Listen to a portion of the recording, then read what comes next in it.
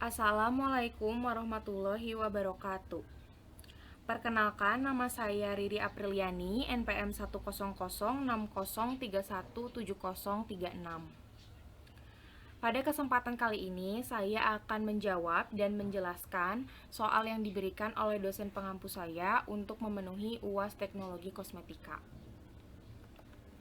Adapun bahasannya itu yang pertama ada sediaan deodoran dan antiperspiran, yang kedua sediaan kosmetik dekoratif, dan yang ketiga evaluasi kosmetik dan aspek mikrobiologinya. Nah, yang pertama adalah sediaan deodoran dan antiperspiran. Untuk pertanyaan bisa dilihat pada layar. Nah, yang pertama, apa sih itu keringat? Keringat itu merupakan cairan berupa air yang diproduksi dan diekskresikan oleh kelenjar keringat. Dan pada dasarnya, keringat itu tidak berbau. Keringat akan disekresikan ketika kelenjar keringat kita dirangsang oleh stimulus. Apa saja stimulusnya? Seperti suhu yang tinggi, atau kita melakukan exercise, stres emosional, hormon, makan makanan tertentu, atau penggunaan obat tertentu. Nah, sebenarnya kita berkeringat itu adalah hal yang normal karena merupakan salah satu tanda yang menandakan bahwa tubuh kita itu sehat. Dimana keringat ini adalah salah satu cara tubuh untuk mengatur suhu tubuh. Kemudian keringat juga mengandung antibiotik alami yaitu dermisin yang dapat menghancurkan bakteri yang ada di kulit. Dan keringat juga membantu menjaga kelembaban kulit. Nah, rata-rata setiap orang itu memiliki 2,6 juta kelenjar keringat. Nah, kelenjar keringat sendiri itu terdiri dari dua jenis. Ada kelenjar ekrin dan ada kelenjar apokrin. Nah, untuk kelenjar ekrin dia bentuknya yang ini, sedangkan yang apokrin yang ini. Nah, secara ukuran kelenjar ekrin ini ukurannya lebih kecil daripada kelenjar apokrin. Kemudian kelenjar ekrin ini sudah aktif sejak lahir. Nah, sedangkan kalau apokrin itu aktifnya ketika kita sudah pubertas. Kemudian untuk kelenjar ekrin itu banyak ditemukan di seluruh tubuh, terutama di telapak tangan, kaki, dan dahi. Nah, sedangkan kelenjar apokrin dia penyebarannya terbatas hanya pada ketiak ataupun area anal genital. Nah, fungsi dari kelenjar ekrin ini adalah mengatur suhu tubuh dan menjaga elastisitas kulit. Nah, sedangkan untuk apokrin dia yang bertanggung jawab dalam sirkulasi androgen menjadi dihidrotestosteron. Nah, untuk jenis keringat yang dihasilkannya, untuk kelenjar ekrin itu menghasilkan jenis keringat yang mengandung air, garam seperti natrium, kalium, kemudian klorida, urea, asam laktat, amonia, asam amino, dan protein. Dan keringat yang dihasilkan oleh ekrin ini tidak menimbulkan bau. Nah, sedangkan untuk kelenjar apokrin dia menghasilkan jenis keringat yang mengandung air, ada zat anorganik yang mengandung sulfur, lipid, dan steroid. Tetapi untuk kelenjar apokrin ini hasil keringatnya itu bisa menimbulkan bau yang tidak sedap. Nah, kalau secara bentuk kelenjar ekrin maupun kelenjar apokrin itu dasarnya adalah sel yang berbentuk tabung panjang, kemudian melingkar dan berongga. Nah, sehingga kalau berdasarkan jenis keringat yang dihasilkan tadi, maka karakteristik dari keringat itu di mana keringat mengandung air, terus garam, urea, asam laktat, amonia, asam amino, protein, zat organik maupun anorganik, kemudian lipid dan steroid, di mana 98-99%-nya itu terdiri dari air dan sisanya adalah campuran dari senyawa organik dan anorganik. Nah, sebenarnya cairan yang dihasilkan oleh kelenjar keringat kita, yaitu keringat, itu tidak berbau. Namun, ada hal-hal yang dapat menimbulkan bau pada keringat, yaitu apa?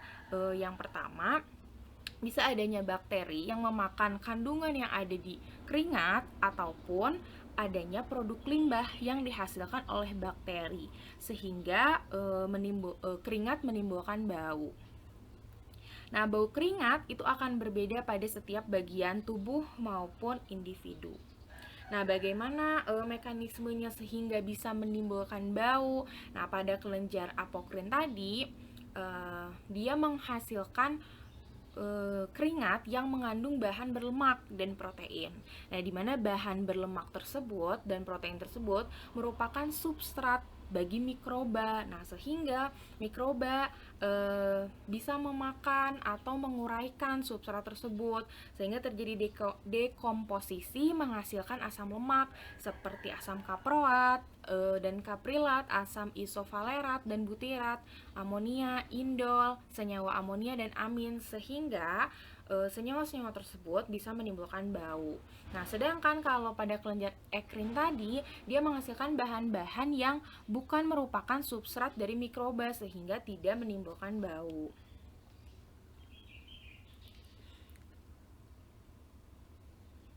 Nah, untuk mikroba sendiri kenapa dapat menyerap keringat juga didukung oleh kondisi pH kulit yang netral dan sedikit basah. Nah, kemudian juga adanya rambut di permukaan kulit. Nah, sehingga untuk mengontrol bau tersebut, maka kita bisa menggunakan sediaan kosmetik yaitu deodoran dan antiperspiran. Nah, yang pertama yang akan kita bahas adalah deodoran. Nah, deodoran ini merupakan sediaan topikal yang digunakan untuk menyerap keringat dan mengurangi bau badan, khususnya di daerah aksila. Nah, bagaimana sih mekanisme kerja dari deodoran itu sendiri? Nah, deodoran ini sebagai antibakteri, di mana deodoran akan mencegah dekomposisi oleh mikroba melalui pembersihan dan eliminasi mikroba. Nah, untuk cara kerja deodoran dalam mengurangi bau yaitu dengan cara menekan perspirasi, kemudian mengurangi jumlah bakteri residen dan menutupi bau badan yang terbentuk.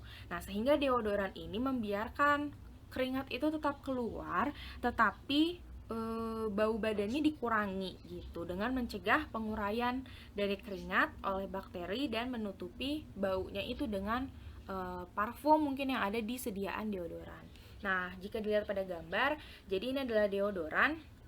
Di deodoran diaplikasikan itu ada seperti reseptor. Nah, reseptor-reseptor ini nantinya akan menangkap mikroba. Nah, ini adalah mikroba atau bakteri.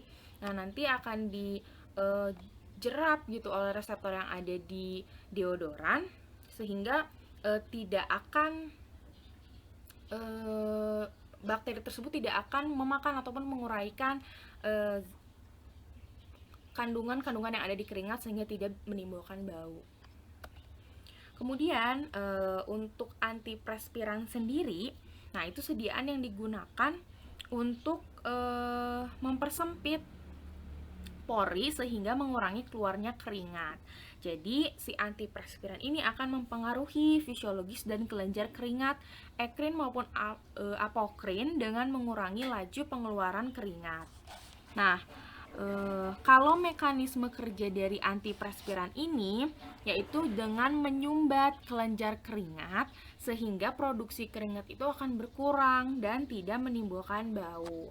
Nah, kalau dilihat di gambar, jadi ini ada perspiran ya di kelenjar keringat, kemudian ini diaplikasikan perspirannya di permukaan kulit, kemudian perspiran ini akan nantinya antiperspiran ini akan bercampur dengan antiperspiran, perspiran dan antiperspiran akan bercampur, kemudian nanti akan masuk ke kelenjar keringat dan nantinya akan menyumbat kelenjar keringat. Nah, kemudian bahasan yang kedua adalah tentang sediaan kosmetik dekoratif. Nah, untuk pertanyaannya bisa dilihat di layar. Nah, yang pertama, apa sih itu kosmetik dekoratif, tujuan penggunaannya apa, dan apa saja jenis-jenis kosmetik dekoratif? Nah, yang pertama, kosmetik dekoratif itu adalah sediaan yang hanya digunakan pada permukaan untuk merias atau menutupi kekurangan pada kulit, rambut maupun kuku sehingga menghasilkan penampilan yang menarik serta dapat meningkatkan efek fisiologis. Karena jadi jika seseorang menggunakan kosmetik dekoratif itu akan meningkatkan kepercayaan diri gitu. Nah, kemudian untuk tujuan dari penggunaan kosmetik sendiri, yang pertama adalah memperbaiki penampilan. Misalnya, seperti kita menggunakan make up gitu ya di wajah, atau menggunakan mungkin pewarna kuku atau nail polish gitu ya, atau menggunakan pewarna rambut. Nah, itu tuh bisa memperbaiki penampilan dan bisa meningkatkan kepercayaan diri seseorang juga yang menggunakannya. Kemudian yang kedua adalah memberikan warna. Nah, seperti yang dijelaskan tadi ya, dapat memberikan warna yang telah disebutkan, itu memberikan warna pada kuku, rambut misalnya, atau memberikan warna pada wajah. Jadi dengan menggunakan make up gitu ya, menggunakan blush atau perona sehingga pipinya itu menjadi lebih merona, tidak pucat dan lebih fresh. Kemudian yang ketiga, menyeimbangkan warna kulit. Nah, seperti kita tahu ada beberapa orang yang warna kulitnya itu tidak merata. Nah, hal tersebut bisa diratakan nih dengan menggunakan kosmetik dekoratif dengan meratakan tone wajahnya. Nah, itu bisa menggunakan foundation ataupun concealer. Nah, sehingga warna kulitnya itu menjadi lebih rata. Kemudian yang keempat, menyembunyikan ketidaksempurnaan. Nah, ketidaksempurnaan yang seperti apa gitu. Misalnya ada seseorang yang sedang berjerawat, kemudian atau ada bagian kulit yang bopeng, kemudian ada dark spot. Nah, itu bisa ditutupi dengan kosmetik dekoratif gitu. Misalnya menggunakan foundation atau concealer tadi sehingga terlihat menjadi lebih rata, warnanya lebih halus, lebih mulus dan mungkin bisa menyamarkan pori-pori yang besar seperti itu. Dan yang terakhir adalah tujuan perlindungan. Nah, untuk kosmetik dekoratif sendiri itu tidak boleh berpenetrasi ke dalam kulit. Jadi dia hanya di permukaan saja. Nah, peranan kosmetik dekoratif secara garis besar itu adalah adanya zat pewarna. Nah, zat pewarna ini terdiri dua, ada dyes dan ada pigment. Dyes adalah zat warna yang dapat larut di dalam media yang digunakan pada kosmetik. Sedangkan pigment adalah zat warna yang tidak dapat larut dalam media yang digunakan dalam kosmetik. Nah, untuk klasifikasi atau meliputi apa saja sediaan kosmetik dekoratif itu ada, yang pertama ada rambut. Contohnya adalah pewarna rambut, pengkeriting rambut permanen, pelurus rambut ataupun styling rambut. Kemudian yang kedua itu ada wajah. Wajah itu meliputi foundation, bedak atau powder, terus ada blush. Kemudian ada mata, meliputi maskara, eyeshadow, eyeliner. Untuk bibir ada lipstick, ada lip gloss, lip liner ataupun lip cream. Dan yang terakhir adalah kuku. Nah, itu jenis kosmetiknya ada pewarna dan pengeras kuku dan penambah kuku buatan. Nah, yang pertama jelaskan tentang kosmetik dekoratif pada kuku. Nah, kuku sendiri adalah bagian terminal dari lapisan tanduk yang menebal. Jadi melindungi ujung jari kita. Nah, fungsi utama dari kuku itu sebagai pelindung dari ujung jari dan memberikan sensitivitas daya sentuh, di mana pada ujung jari itu terdapat banyak reseptor yang berfungsi untuk menghantarkan rangsang sentuh saat kita menyentuh suatu objek. Nah, untuk bagian-bagian kuku sendiri itu bisa dilihat juga pada gambar. Ada matriks kuku, yaitu merupakan pembentuk jaringan kuku yang baru. Ada dinding kuku atau nail wheel. Kemudian ada dasar kuku atau nail bed. Nah, itu merupakan bagian kulit yang ditutupi oleh kuku. Ada alur kuku atau nail groove. Kemudian ada akar kuku atau nail root. Itu bagian proksimal kuku. Ada lempeng kuku atau nail plate, itu bagian tengah kuku yang dikelilingi oleh dinding-dinding kuku. Kemudian ada lunula, itu bagian lempeng kuku yang warnanya putih. Ya, ini yang warnanya putih. Di dekat akar kuku biasanya berbentuk seperti bulan sabit. Kemudian ada ponychium atau kutikula. Nah, kutikula ini dinding kuku bagian proksima. Kemudian ada hiponikum. Nah, itu dasar kuku. Nah, ini ya, hiponikum adalah dasar kuku, dimana kulit ari di bawah kuku yang bebas yang akan menebal. Nah, kuku itu tumbuhnya itu dengan kecepatan rata-rata 1 mm per minggunya. Nah, untuk kosmetik dekoratif pada kuku itu ada 2 jenis. Yang pertama ada pewarna dan pengeras kuku, dan yang kedua adalah penambah kuku buatan. Yang pertama yang akan kita bahas adalah pewarna dan pengeras kuku. Nah, pengeras kuku ini disebut juga dengan nail polish gitu ya. Tapi ada juga yang menyebutkannya nail lacquer. Nah, itu tuh sama saja, dimana kosmetik dekoratif kuku ini terdiri dari resin terlarut dan dikeringkan menjadi lapisan yang keras dan mengkilap, sehingga disebut tadi nail lacquer. Nah, ada beberapa produk yang telah dikembangkan dari nail lacquer. Ada apa saja? Ada base coat atau lapisan dasar, ada top coat lapisan atas, ada hardeners atau pengeras. Nah, pewarna dan pengeras kuku ini gitu ya diaplikasikan itu dengan cara mengecat kuku dengan kuas, dengan cara si kuku pewarna kuku lamanya itu dihilangkan dengan pelarut, kemudian diaplikasikan base coat atau lapisan dasar. Kemudian pewarna kuku atau nail lacquer diaplikasikan, dan selanjutnya yang terakhir diaplikasikan top coat atau lapisan atas. Nah, base coat itu yang diaplikasikan dapat meningkatkan daya lekat dari pewarna kuku, sementara top coat itu dapat meningkatkan karakteristik dari pewarna kuku. Itu lebih tahan dan tidak tahan pecah nantinya. Nah, untuk produk pewarna kuku sendiri itu mengandung 6 bahan utama.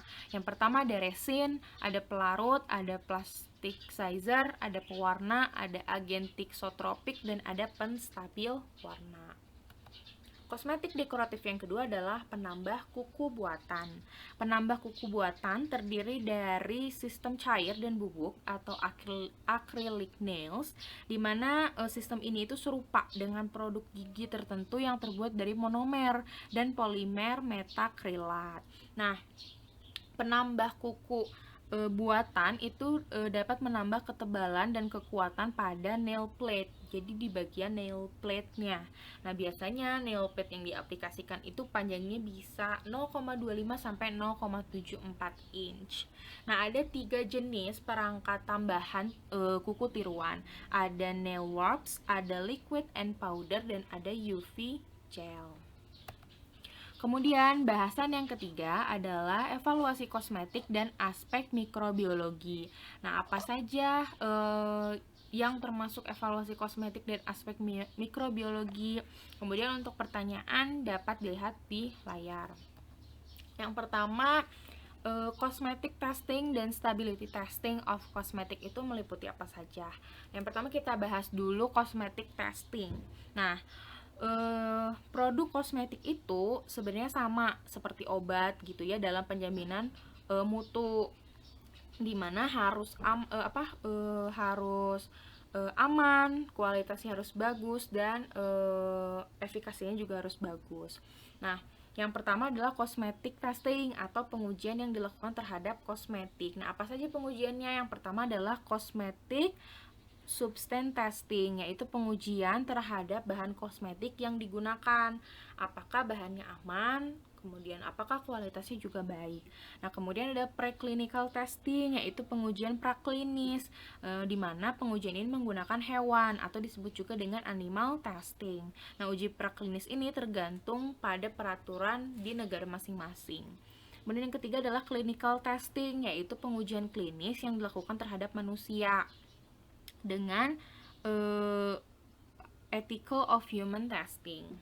Kemudian yang keempat ada safety testing protocol atau protokol pengujian keamanan, di mana tes ini meliputi ada tes iritasi, kemudian ada tes sensitivitas, ada tes fototoksik, ada tes alerginitas, kemudian ada tes safety in use atau penggunaan yang amannya, kemudian ada systemic exposure, dan ada microbial testing atau tes mikroba untuk menguji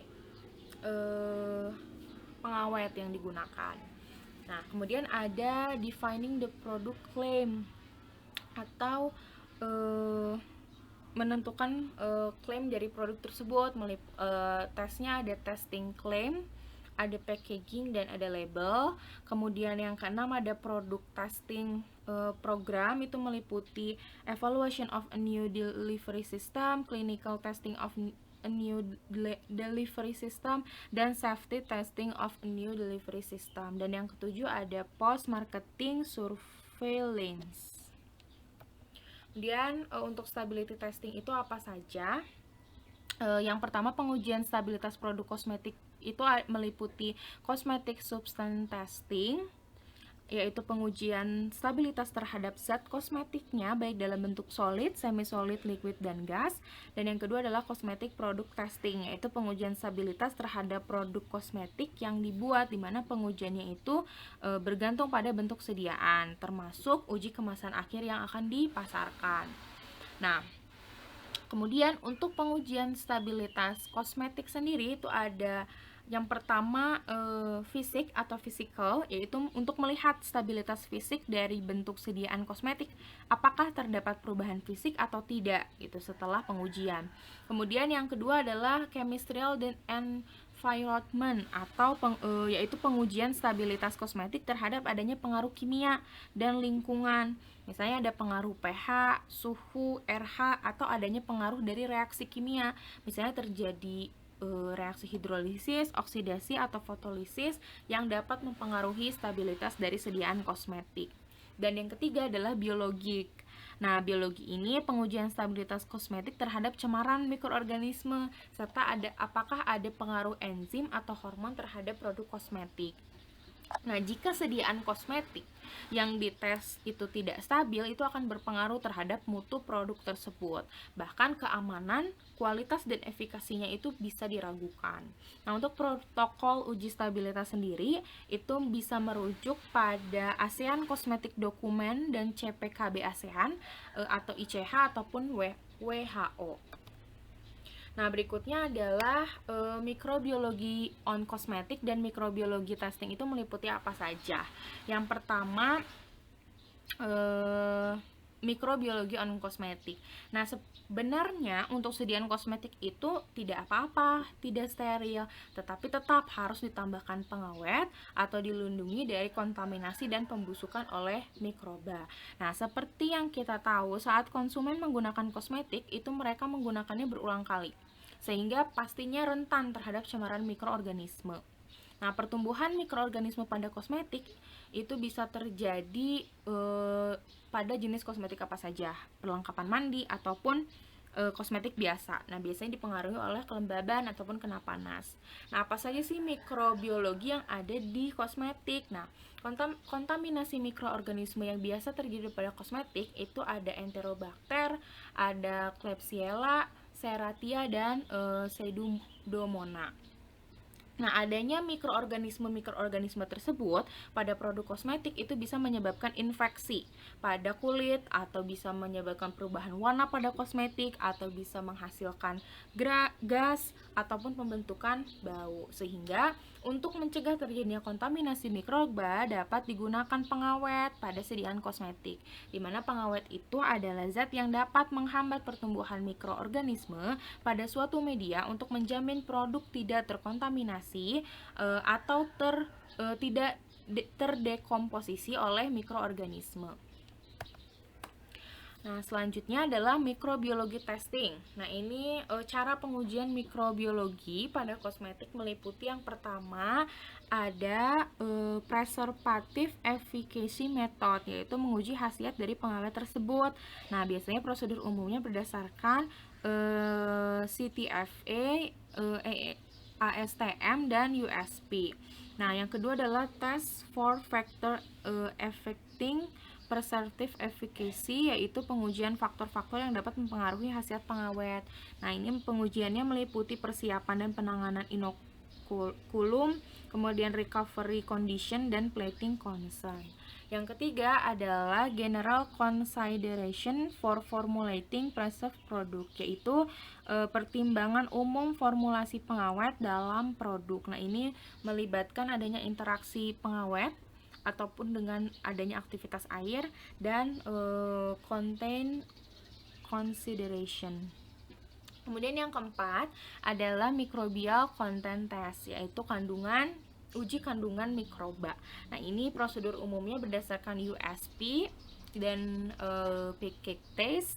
Kemudian ada tes lingkungan dan monitoring juga, dan ada identifikasi mikroba. Sekian yang bisa saya sampaikan. Mohon maaf apabila banyak kesalahan dalam bertutur kata. Terima kasih. Billahi taufiq wal hidayah. Wassalamualaikum warahmatullahi wabarakatuh.